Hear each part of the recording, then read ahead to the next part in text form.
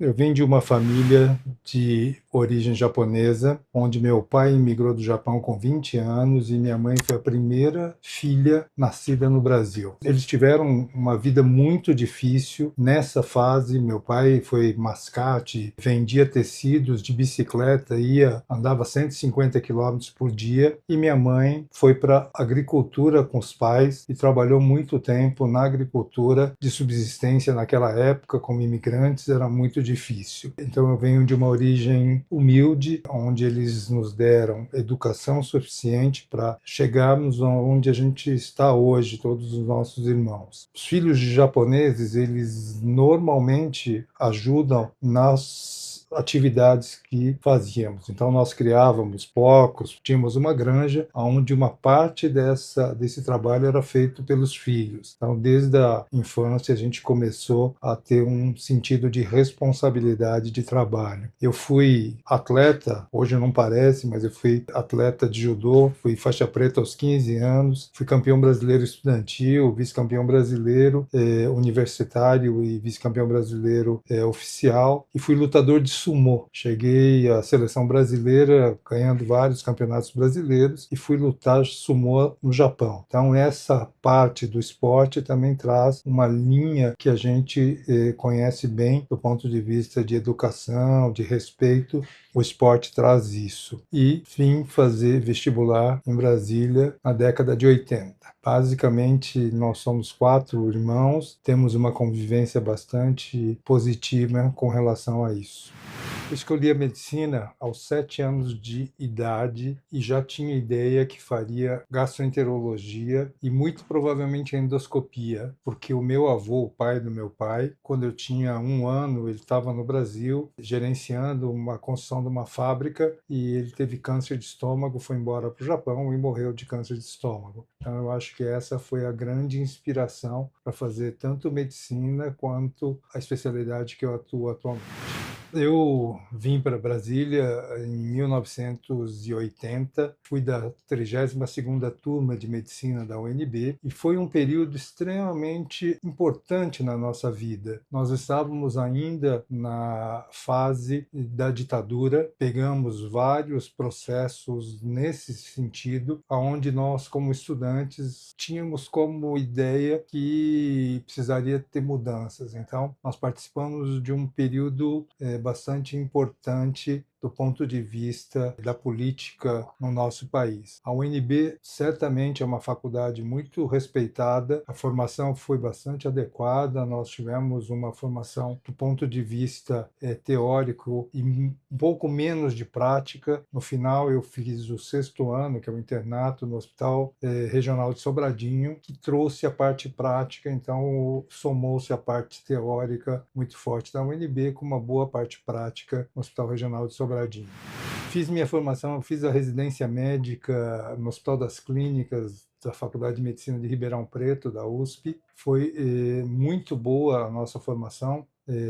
Fiz prova para clínica médica. Na ocasião, a prova de residência era uma prova geral de clínica, onde entravam 24 residentes e eu fui agraciado com uma vaga na residência, com uma formação bastante adequada e importante nessa época. E naquela época a gente fazia o R1 de clínica médica e no R2 a gente ia para a especialidade, onde eu optei por gastroenterologia, como eu já tinha como ideia de posterior formação da residência. Ribeirão Preto é uma faculdade com uma formação muito forte dentro do país, e a gastroenterologia de Ribeirão tinha como pilares a motilidade intestinal e uma forte presença na endoscopia digestiva. E nessa ocasião eu fiz uma opção maior pela endoscopia digestiva, onde eu fiquei mais 3 anos, onde eu fazia mestrado e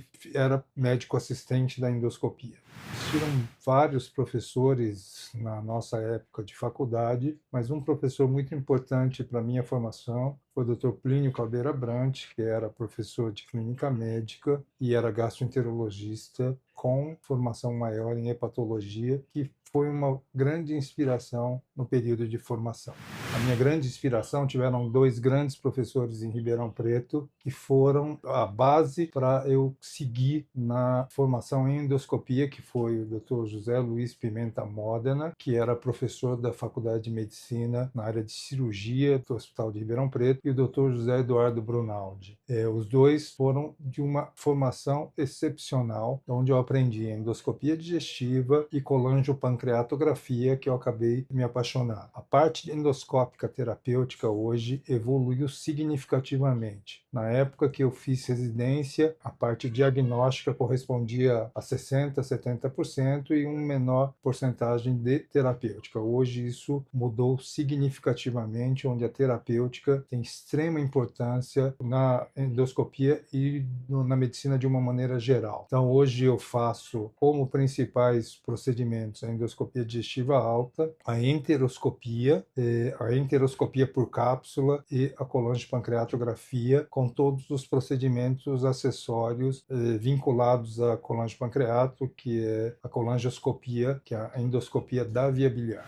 Voltei para Brasília em 1993, depois de 6 anos de formação no Hospital das Clínicas de Ribeirão Preto, aonde eu encontrei uma pessoa que deu uma grande força para a endoscopia terapêutica em Brasília, que foi o Dr. Carlos Henrique Kidu, que era na ocasião diretor do Hospital Regional de Taguatinga, aonde iniciamos um serviço de CPRE, de colangiopancreato, que se tornou uma grande referência na cidade, o serviço que certamente na ocasião fazia o maior número de exames no Distrito Federal. Nós tínhamos pacientes de todos os hospitais que eram encaminhados para o Hospital de Taguatinga, onde no final nós chegamos a fazer mais de 10 mil procedimentos ao longo de 30 anos. Foi uma evolução grande dos materiais que nós utilizamos, tanto dos aparelhos de endoscopia quanto dos acessórios, onde hoje a gente consegue fazer muitos procedimentos avançados de via biliar.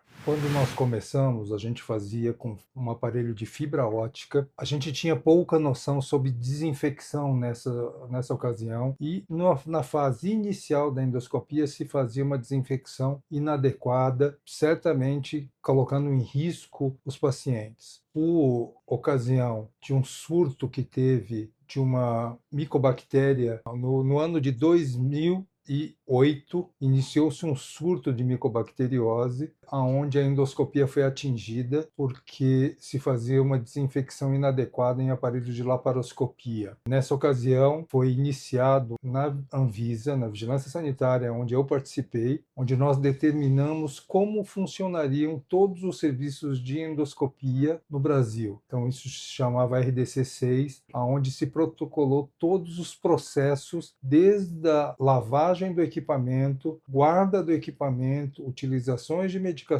tipos de sala. Essa RDC, que foi iniciada em 2013, revolucionou todo o processo de segurança da endoscopia que até hoje nós utilizamos. Então, isso foi um grande marco de mudança do processo de endoscopia. Além disso, nós pegamos também a fase de início da videoendoscopia. Os aparelhos eram feitos de fibra ótica. Hoje os equipamentos são equipamentos modernos que têm uma imagem de alta resolução, onde a gente tem exatamente o processo como acontece. Por outro lado, a terapêutica endoscópica evoluiu significativamente com o advento de novos tipos de equipamentos, e um grande exemplo disso é a ecoendoscopia. Hoje nós fazemos procedimentos invasivos avançados, onde se utiliza um aparelho de endoscopia com transdutor de ecografia na ponta.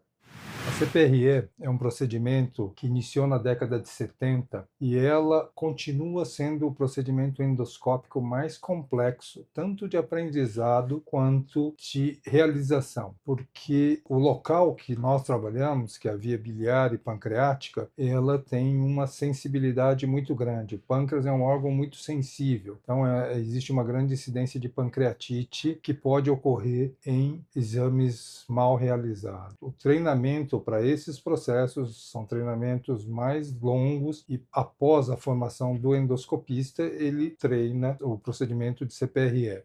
Nós evoluímos significativamente quando nós começamos a CPRE aqui em Brasília, no começo da década de 90, 93, a gente não tinha fio-guia. A aquisição desse material foi extremamente significativa para melhorar o processo, mas, no entanto, ainda nós temos uma incidência de complicações grandes com a CPRE e que continua sendo um processo extremamente delicado da realização de endoscopias avançadas. O intestino médio, o intestino delgado, ele era de extrema dificuldade em diagnóstico e tratamento. Os pacientes demoravam 5, 6, até 10 anos para se fazer um diagnóstico ou um tratamento nessa região. O advento da enteroscopia por cápsula, que começou no ano 2000, mudou significativamente esse diagnóstico. Hoje, quando a gente não acha lesões causam ou sangramento ou outras alterações, doença inflamatória intestinal, uma série de patologias que ocorrem no intestino delgado, a gente tem a possibilidade de fazer um procedimento. A cápsula endoscópica, na verdade, ela é uma câmara de alta resolução, onde ela bate até 30 fotos por segundo, fazendo um filme do intestino delgado. Com o diagnóstico, que infelizmente ainda a cápsula só faz o diagnóstico, porque ela não tem possibilidade nem de colher biópsia, nem de fazer terapêutica, a gente tem o advento da enteroscopia por balão. Enteroscopia por balão começou também aproximadamente na mesma época da cápsula endoscópica e ela possibilita a gente chegar no intestino delgado e fazer todos os procedimentos que nós conseguimos fazer na endoscopia, a gente consegue hoje fazer no intestino delgado. Ele tem um canal de biópsia onde a gente consegue fazer injeção, fazer biópsia, retirar lesões com polipectomias. Então, uma melhora significativa, com diminuição de cirurgias que eram extremamente mórbidas no intestino delgado. Hoje a gente consegue tratar esses pacientes em grande número de casos com a enteroscopia por balão. O hospital público, principalmente o Hospital Regional de Taguatinga e o Hospital de Base, foram a base mais importante para a minha formação como endoscopista. Certamente eu aprendi muito mais, eu trouxe mais benefícios do que propriamente eu recebi do ponto de vista financeiro. Eu fiz uma opção quando eu voltei para Brasília em 93. Logo após, eu fiz um concurso para a Câmara dos Deputados como endoscopista e fiz a opção. Passando no concurso, fui chamado e eu optei, depois de 2 anos e meio, a ficar no hospital público, com salário na época bem menor, por causa da possibilidade dos procedimentos terapêuticos de CPRE e os outros processos terapêuticos de endoscopia. Então, a minha formação certamente foi extremamente importante nos hospitais públicos, além do aprendizado que eu tive graças aos pacientes dos hospitais públicos. Eu tive a oportunidade de formar muitos endoscopistas em Via-Biliar, tanto aqui de Brasília, os residentes do Hospital de Base que faziam gastroenterologia, como formei algumas pessoas de fora de Brasília, de áreas que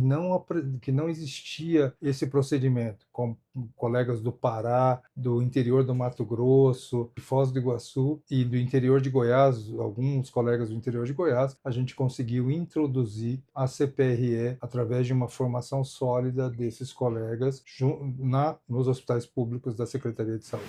Quando eu voltei para Brasília, nós não tínhamos em hospitais grupos, serviços de endoscopia. Existiam individualmente vários bons endoscopistas nos hospitais privados, mas não existia uma equipe formada. E eu tinha um objetivo de formar equipes que pudessem atuar em todos os procedimentos endoscópicos.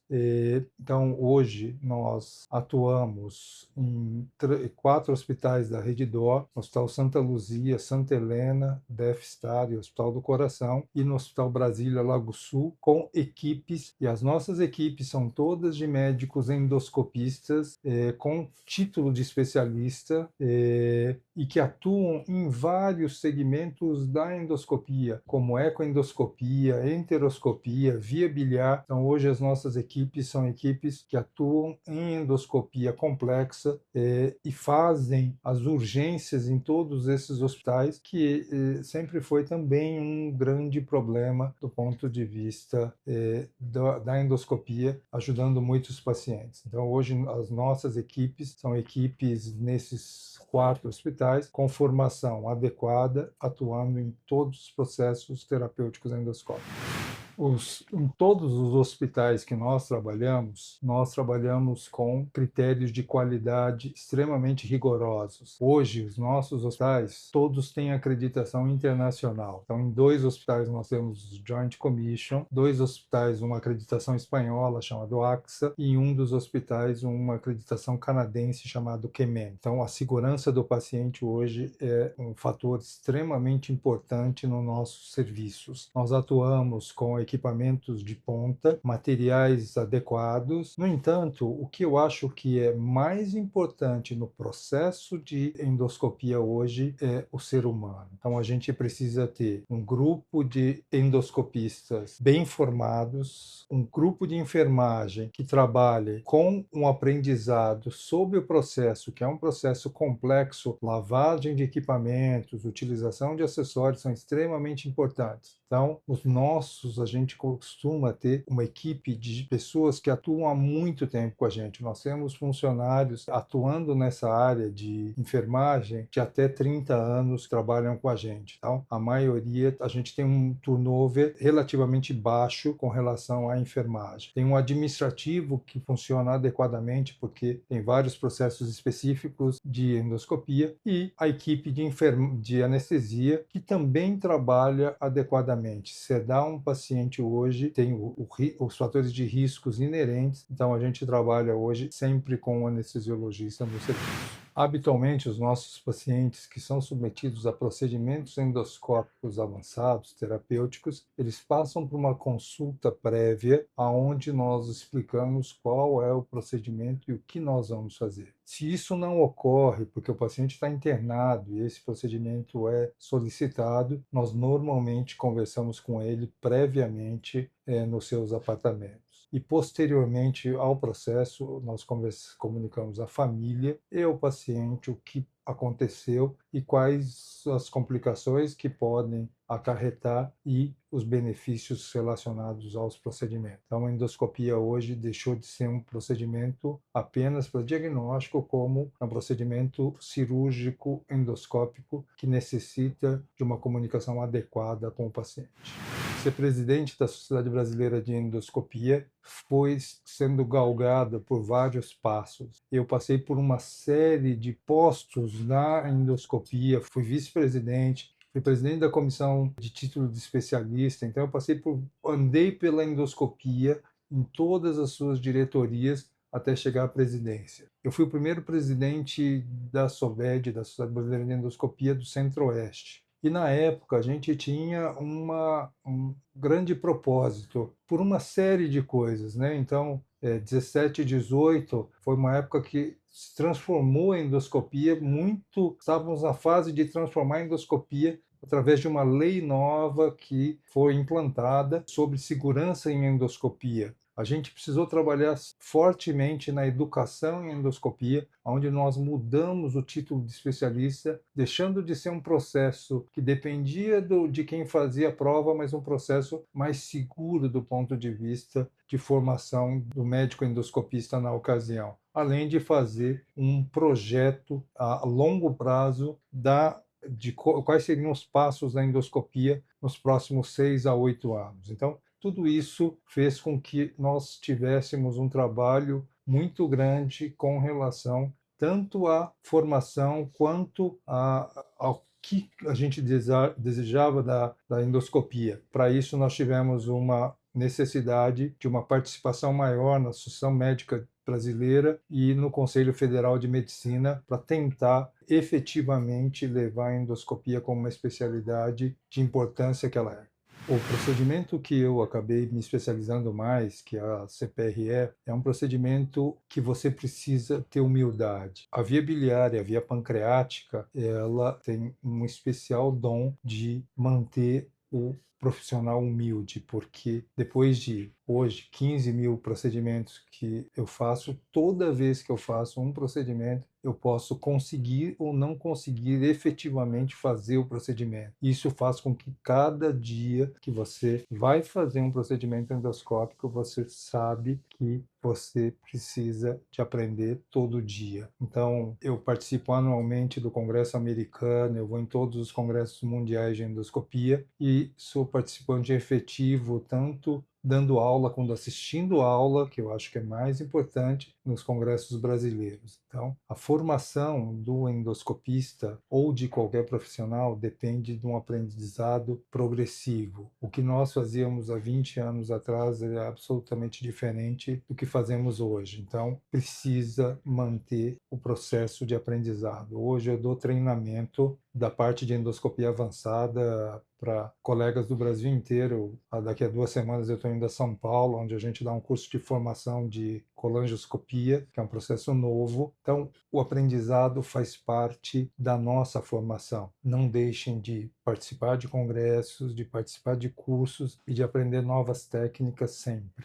Bom, certamente produção científica, de escrever livros, faz com que a gente aprenda muito e ajude a repassar alguns conhecimentos que você teve e que você adquiriu ao longo do tempo. Então, a produção adequada deve ser realizada e o que você aprendeu, repasse.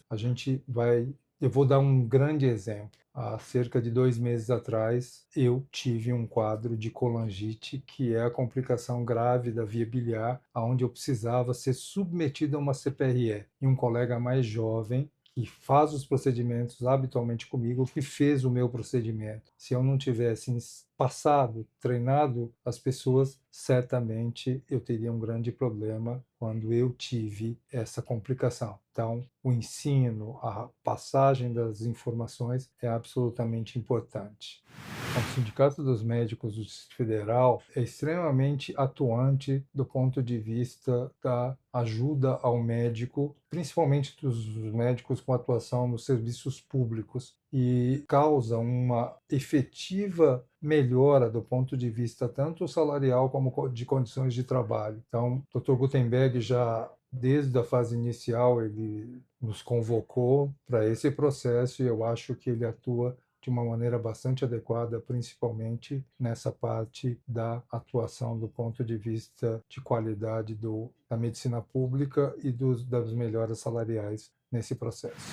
Eu, na verdade, não participava dessa chapa do Conselho Regional de Medicina e fui indicado pela Associação Médica de Brasília. Acho extremamente importante, eu já atuava no Conselho Federal de Medicina como representante da SOBED no Conselho Federal e eu acho extremamente importante a parte da ética médica, que cada vez mais nós estamos tendo dificuldades por uma série de coisas. Eu acho que a normatização de coisas que vêm acontecendo e que precisam mudar realmente, como a parte de internet, de atuação, de mídia, precisa ser regulada de uma maneira adequada, que eu acho que o Conselho Regional de Medicina e o Conselho Federal de Medicina atuam adequadamente nesse sentido.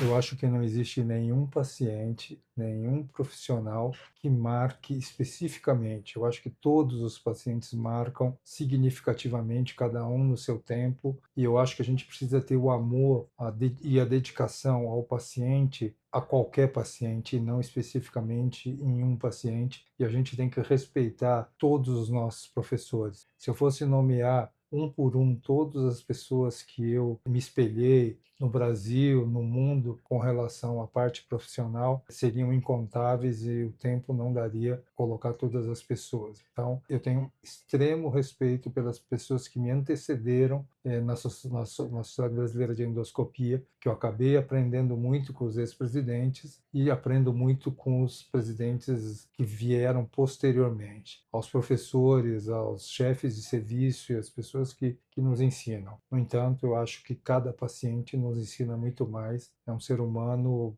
que a gente precisa se dedicar e uma vida, às vezes, vale muito mais do que uma estatística. Então, cada paciente é um paciente. A medicina evoluiu muito, eu acho que tanto os equipamentos, os poderes diagnósticos, mas a conversa com o paciente, a anamnese, o exame físico, a avaliação do doente, de cada doente, isso não vai deixar nunca de existir e de ter importância. Certamente, hoje, nós passamos desde uma fase que a gente não tinha absolutamente nada, até hoje, com a inteligência artificial que deve mudar significativamente a medicina, mas nunca vai deixar de ter um ser humano atrás disso e na frente disso. Então, utilizaremos certamente a inteligência artificial com uma pessoa sempre pensando atrás disso e modificando o que seja necessário. Eu já tenho 40, vou fazer 40 anos de formado esse ano, mas continuo atuando na medicina. Eu começo a trabalhar na segunda-feira às 7 horas da manhã, vou normalmente até 9, 10 horas da noite, onde que eu faço os meus procedimentos no período noturno, isso de segunda a quinta, sexta eu acabo mais cedo, 18 horas, e sábado eu vou até às 17, mais ou menos. Continuo, acho que com o mesmo ânimo que eu tinha há 40 anos atrás, há 30 e poucos anos atrás, onde eu comecei a atuar na medicina.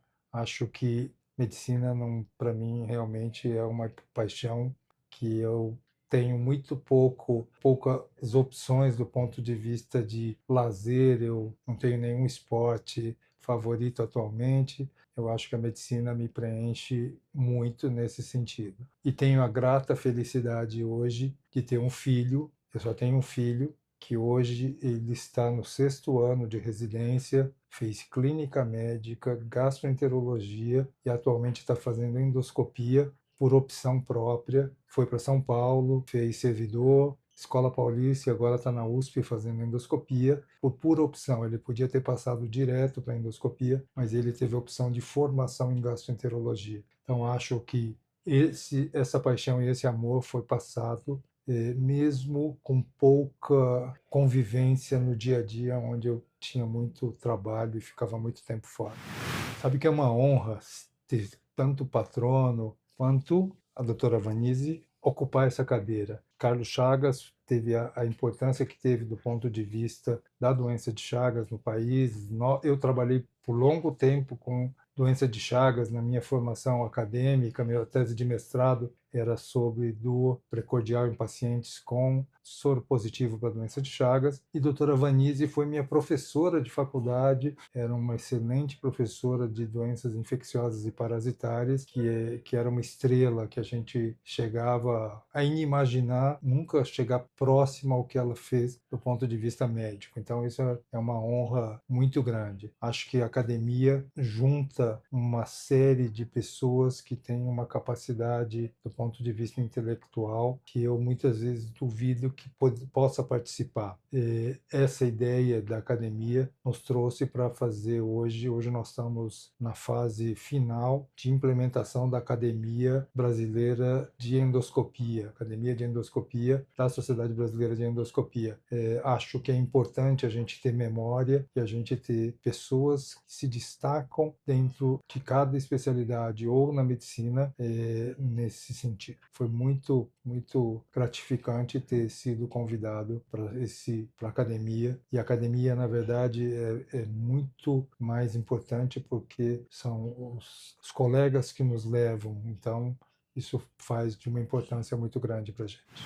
Difícil isso, mas eu gostaria só de ser conhecido como bom profissional no que atuei. Acho que essa é a coisa mais positiva que você vai trazer. E o bom profissional não quer dizer que ele seja um bom técnico, mas ele ser uma boa pessoa, de bom coração e atuar adequadamente.